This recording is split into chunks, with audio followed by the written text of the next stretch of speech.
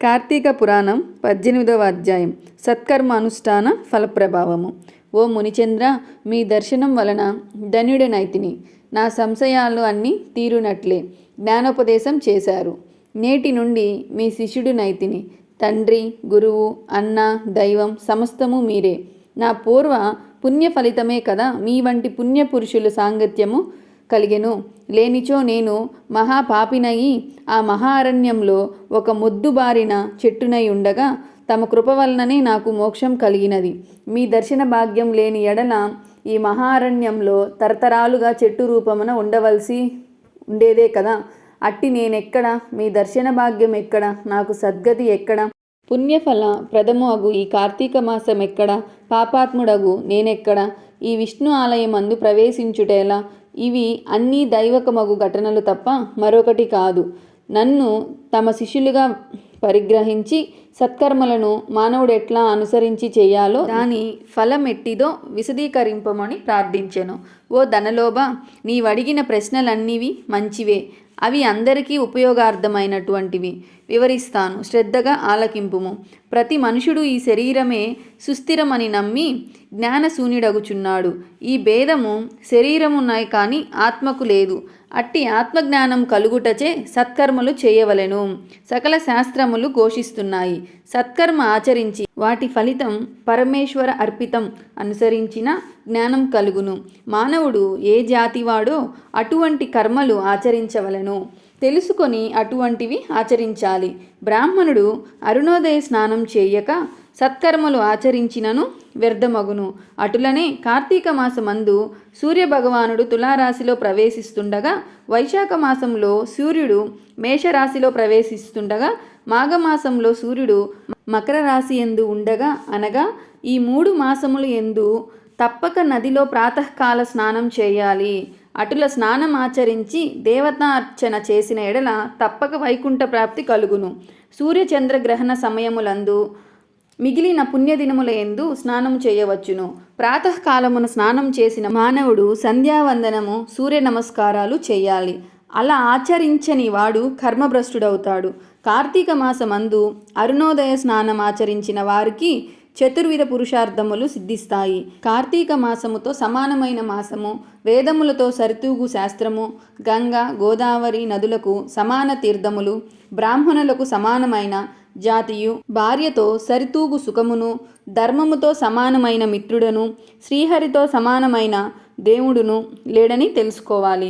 కార్తీక మాసమందు విద్యుక్త ధర్మముగా స్నానాదులు ఆచరించిన వారు 1,000,000 యాగములు చేసిన ఫలమును పొంది వైకుంఠమునకు పోతారు అని అంగీరసుడు చెప్పగా విని మరలా ధనలోభుడు ఇట్లు ప్రశ్నించెను. ఓ మునిశ్రేష్ఠ, చాతుర్మాస్య వ్రతమని చెప్పితే ఏ కారణం చేత దాన్ని ఆచరించవలను? ఇది వరకెవరైనా ఈ వ్రతం ఆచరించి ఉన్నారా? ఆ వ్రతము యొక్క ఫలితమేమిటి, విధానమెట్టిది సవిస్తరంగా విశదీకరింపుమని కోరెను. అందులకు అంగీరసుడి ఈ విధంగా తెలియచేసెను. ఓయి వినుము.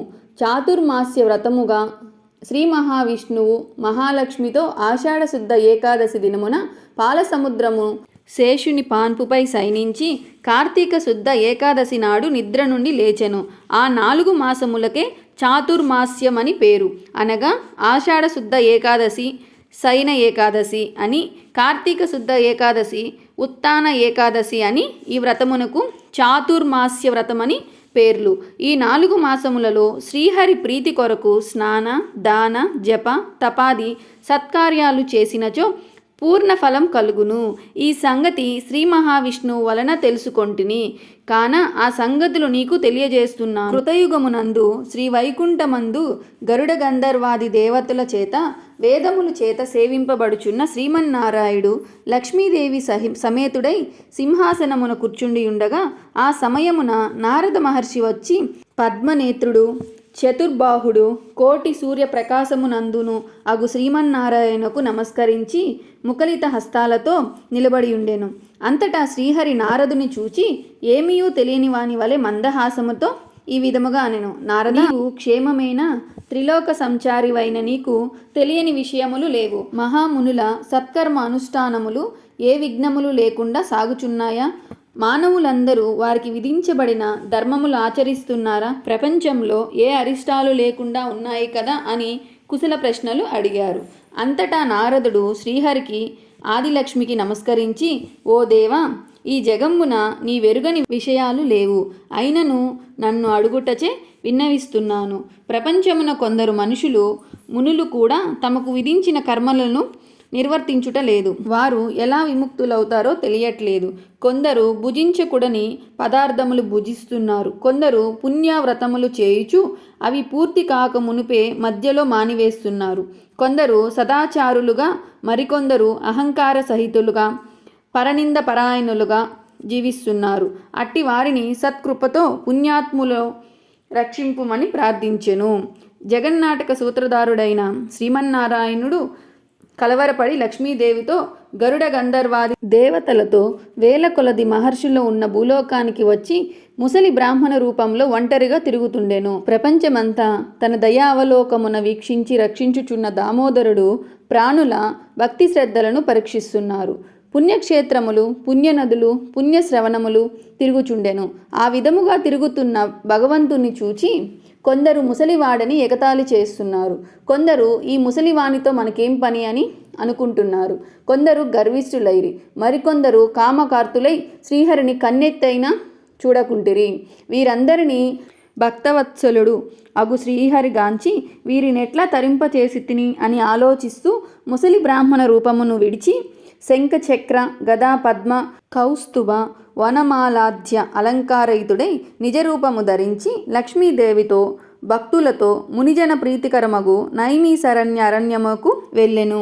ఆ వనమందు తపస్సు చేసుకుంటున్న మునులు స్వయముగా తమ ఆశ్రమమునకు విచ్చేసిన సచిదానంద స్వరూపుడగు శ్రీమన్నారాయణుని దర్శించి భక్తి శ్రద్ధలతో ప్రణమిల్లి అంజలి ఘటించి ఆదిదైవమగు లక్ష్మీనారాయణి విధంగా స్తోత్రం గానించారు.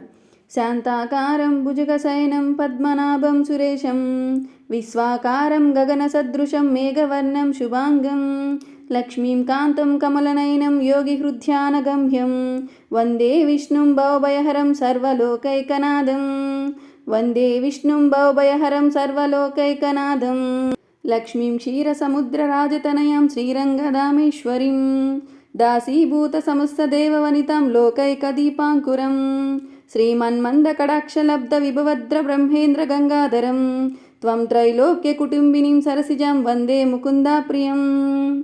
ఈ విధముగా నైమిషారణ్యమందున్న మహామునులందరూ కలిసి లక్ష్మీనారాయణులను స్తోత్రం గానించెను. ఇట్లు స్కంద పురాణాంతర్గత వశిష్ఠ ప్రోక్త కార్తీక మహత్య మందలి 18వ రోజు పారాయణం సమాప్తం. శ్రీ విష్ణు రూపాయ నమః శివాయ.